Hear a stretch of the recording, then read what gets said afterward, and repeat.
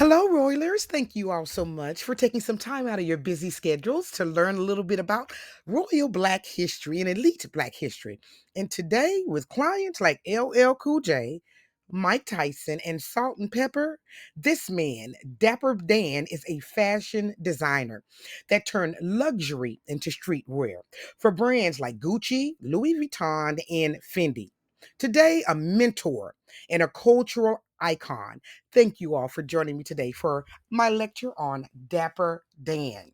I'm Lady TrenettWilson, your lecturer and social historian. Hi, everybody. Thank you all so much. Look how sharp this man is. He was born in New York in 1944 in Harlem, and he grew up on Lexington Avenue. If you're from that area, I bet you know exactly where Lexington Avenue is. His father's name was Robert, and his mother's name was Lily.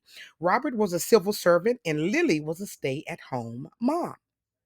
Dan grew up in a three-bedroom apartment with his parents and his six siblings. So it was nine of them in a three-bedroom apartment. And this is a time when horses and buggies were still on the road after World War II. Those days were rough in Manhattan, but Dapper was not going to be broke. So he was gambling and doing some other stuff, and he was making money doing it. But in the 1960s, he was arrested and he did some time in the clink. Well, you know what? This time in the clink really centered Dan. Dan, he started hearing speeches by Malcolm X. He began to discover what his blackness meant and what being black meant.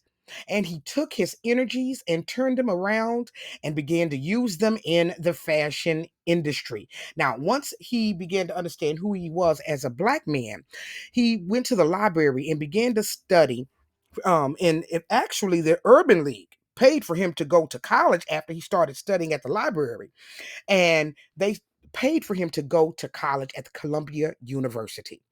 I don't even know if black organizations pay for a full scholarship anymore, but they paid fully for him to go. And not only for him to go to college, but also for him to tour Africa from 1968 to 1974. He was writing then, so he still hadn't settled on exactly what to do, but he was writing. Now, when he returned in 1974 to New York, he decided that fashion would be his thing. So he started by selling clothes out the back of his car. How many of us have heard those stories before that they started by selling in the back of their car? And he took off right away. His things were jackets. Look at these jackets from Salt and Pepper, Bobby Brown, all of these people that you're seeing. Dapper Dan put them on the map. In 1982, he moved his car enterprise into an actual store between Madison and Fifth Avenue, and it was called Dapper Dan's Boutique. Do you believe that it was open 24 hours, 7 days a week? Because really, he worked with the rappers, and rappers would come and shop after his show. So originally, Dan wanted to be a clothing wholesaler, but he faced racism with people not even wanting to sell the goods to him to be able to sell.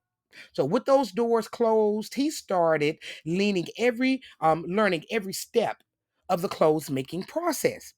He would go to the public library. I mentioned that early to study symbols and logos. And in his studies, he learned the power of them both. So he began his journey by designing furs. It was a Harlem thing, everybody had to have a fur. But however, his friend taught him how to make these coats out of chinchilla and out of fox. Now, his supplier was Fred the Furrier, and they convinced him that not only was fur good, but he also needed to delve off into leather. So his first leather jacket that really put him on the map was a leather jacket that he designed for gold medalist Diane Dixon. Dan did not sew, so he had to build a team of seamstresses so that he and tailors to get his work out and bring these visions alive. Dan created a new process of screen printing onto leather, and he would go on to design jewelry and, can you believe it, the inside interiors of luxury cars. Now, Dan's store opened just as the hip hop era took off. He emblazoned high end logos on these people's jackets. Eric B. and Rakim, LL Cool J. If you were anybody in hip hop, you went to go see Dan. And so Dapper Dan dressed so many people, and it's just so proud to. I'm just so proud to be able to do a speech on him today. Look at his story, you all. I am just so honored that this man, with the background that he had, being in prison, he kept pushing. He had a dream and a vision, and he lived that vision and the dream out. And so I am just so proud of him. Now, let's finish up his story because I think it's so absolutely interesting. Because you see, even though he was creating beautiful jackets and beautiful clothes, he was actually using other people's logos without their permission. So he would put on the Gucci logo, the Louis Vuitton logos, and he didn't own these logos, so he wasn't legally allowed to do that. Now, what had happened was nobody knew, it wasn't Instagram back then and all of that. So people didn't know he was doing this, except one day when Mike Tyson got into a fist fight out in front of his store. And he had on one of Dan's jackets. And so Fendi looked, and Gucci looked, and Louis looked, and they said, wait a minute, these are not our designs. These are not our clothes. And they sued Dapper Dan into oblivion. Actually, Sonia Sotomayor, who is the Supreme Court Justice, she is one of the ones who sued him also. And they took his store from him. They took his store. He used to live in the apartment in the back. They took that too. Even though he was dressing famous people and everything, there was nothing that they can do. He was using other people's logos. But because of the underground and because of those clients that he had built, he kept working. He kept designing clothes. So he didn't go broke. He even designed clothes for Alpo Martinez. So if you've seen Paid in Full, Alpo was the one who was the crazy one. And he just actually recently got unalived, I think a couple of years ago. So he dressed everybody during that hip hop period. Now, his first major artist outside of Diane Dixon after he sold her shirt, her jacket, was LL Cool J in 1985. And even though originally his clients wore suits, because so he really was trying to be that a person who dressed in tailored type of uniforms, but that wasn't where the money was. These guys wanted these jackets, and so that's what he did. Though Dan was doing well after his store got closed down, Gucci saw who this man was, and he was shut out. Like in the 90s, he was doing underground work, but after that, Gucci saw what he was doing. Fendi saw what he was doing.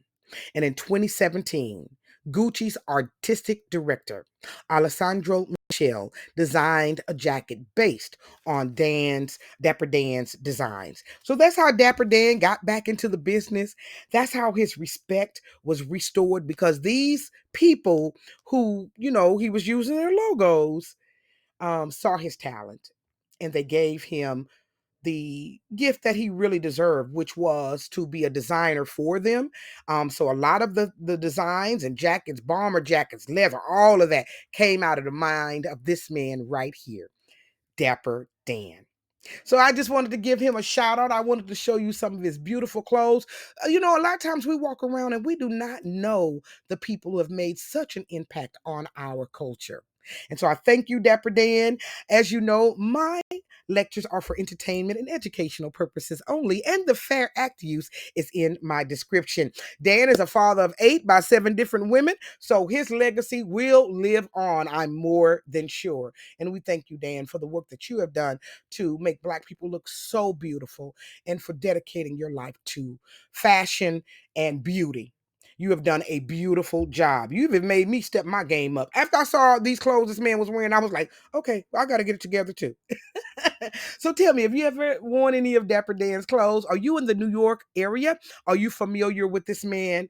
I want to thank you all for joining me for another great episode of Royal Black and Elite. Now, listen, my resources, I've got him out for New York Times. I got him out for blackpast.com. And then I've also made a Daniel R. Day, who wrote Dapper Dan Made in Harlem, a memoir. It was published by Random House Publishing. So I thank you for joining me for another great episode. Now click down below to continue learning about our great people. Learn something about Andre Talley, who was the first Black man editor for Vogue magazine. So have a great day. We'll see you on another